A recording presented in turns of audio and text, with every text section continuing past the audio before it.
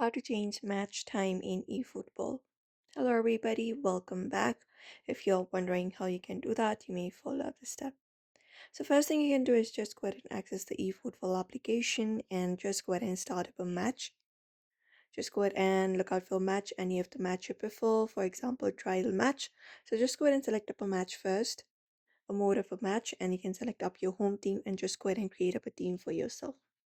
So just go ahead and select up your team and click on next.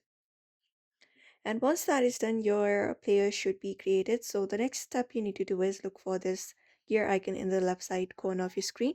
Just go ahead and locate that up and tap on it. After you tap on it, you will be getting some settings. So look out for this settings, the first settings of this adjust. So just go ahead and click on it. And once you go ahead and click on it, you should be finding different options. First of all, you may just scroll down and then look for this option of stadium time. So just go ahead and tap on it. And once you tap on it, it will give you option to choose day or night. So let's select up your time from there and click on done. After that is done, scroll up and you should be finding option of match time. So just go ahead and locate that up and tap on it. And after that, you may select up a match time and click on done.